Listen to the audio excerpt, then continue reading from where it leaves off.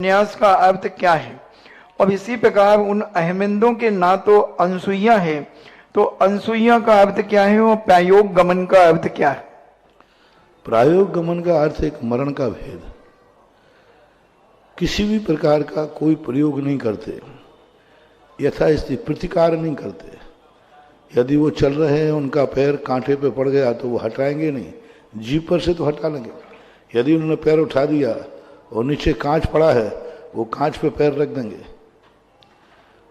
और ऐसी उपेक्षा संयम वाले जीव जीवन के अंत में प्रायोग गमन मरण करते हैं। ये पूर्व भूमिका बता रहा हूं। पूर्व भूमिका में इनका उपेक्षा संयम होता है। ऐसे जीव जिस अवस्था में रहेंगे कुछ भी नहीं। यदि पानी में गिर गए हैं तो वो उठ के बैठेंगे नहीं, यदि कीचड़ में गिर गए हैं तो वो उससे निकलेंगे नहीं। कोई प्रतिकार नहीं करते, काष्ठवत लकड़ीवत कैसे ही कुछ करते जाओ, वो कोई भी हरकत नहीं करेंगे। ऐसे अन्न जल का त्याग करके जो प्रायोग गमन मरण करते हैं वे महामुनिराज होते हैं। आज पंचम काल में इस प्रायोग गमन मरण का निषेध किया है। अनुसुईया ने ईर्षा भाव, जलन भाव, तो कुछ अच्छे देवों में ऐसा होता नहीं है, लेकिन कुछ देवों में अनुसुईया पाई जाती है, ऐसा शास्त्रों में वर्णन आता है। फलाना देव फलाने देव से ईर्षा करता है, ऐसा भी आता है।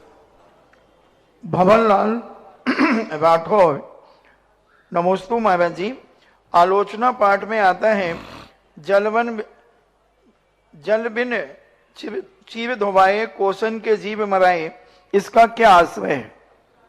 जल बिन नहीं है, नदियन बिच नहीं, नदियन बिच चीर धोवाए कोसन के जीव मराए।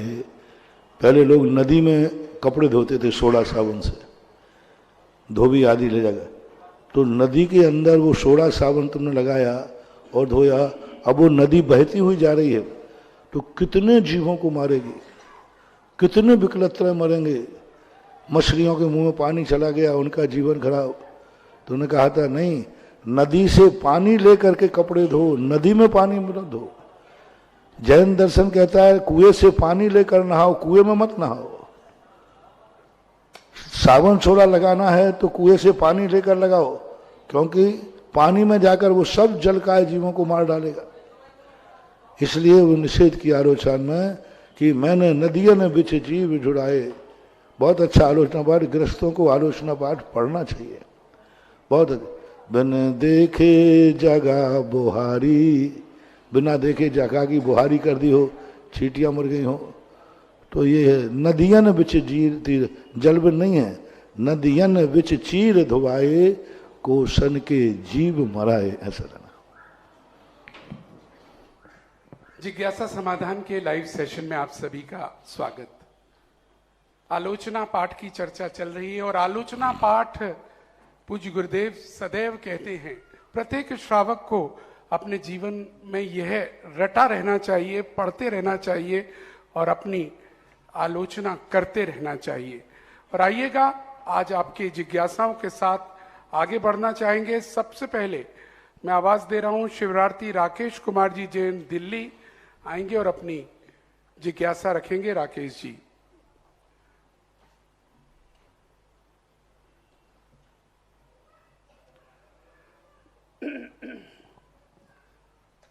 महाराज जी के श्री चरणों में त्रिवार नमोस्तु, छुल्लक जी के चरणों में इच्छामी।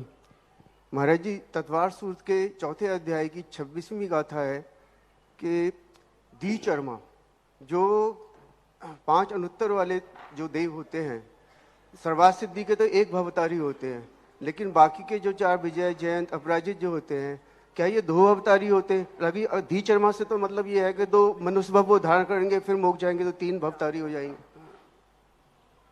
त्रिचर्मा शब्द का प्रयोग नहीं आया हमारे यहाँ। एक चर्मा, सर्वार सिद्धि के देव को एक चरम और द्विचर्मा कहा है अनुत्तर विमानों में।